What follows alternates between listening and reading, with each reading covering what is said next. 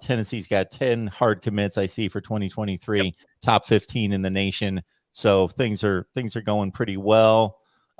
Is there any storylines there, whether it's guys that have just recently committed or targets out there that could be coming into the fold soon? I think with Tennessee and the fact that they're in the top 15 is that because, look, you're still talking about a class that can change drastically over the course of the next few months, because you're going to get into that December signing day, which has now basically become the national signing day. We don't really celebrate February anymore the way that we used to.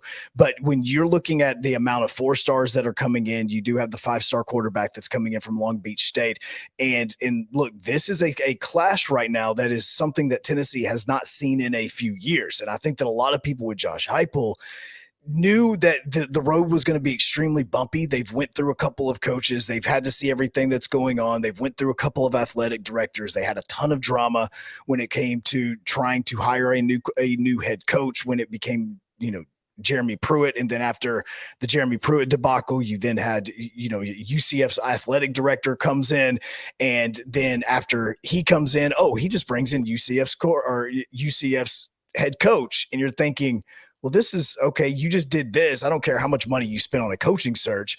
This is what you brought us, is we spent this on this, and you just basically went to the guy that you just worked with. So there were a lot of questions coming in with Josh Heupel, and the fact that you had the situations that arose last year, positive and negative, where you had the positives of discovering somebody like a Hendon Hooker and what he was able to do after the rough start that Joe Milton had. And then you have the negatives of what happened during the Ole Miss game and the golf ball and the orange, the mustard bottles and all these other things that got thrown into it, and the way that the season ended. So the unique part about it is, yes, the class right now is quote unquote only 15th, but the good part about it is they're adding pieces where they're needing to, because last season Tennessee was struggling when it came to getting sacks. They were struggling even on the other side of the football when stopping other teams from getting sacks.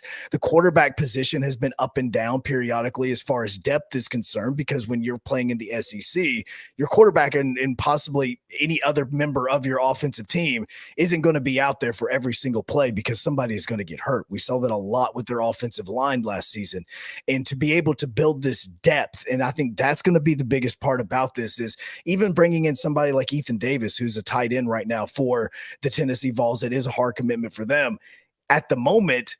Yes, he's a 4-star that people like, but at the same time, the depth at the tight end position is something that is going to be extremely important when you come to the growth of this program.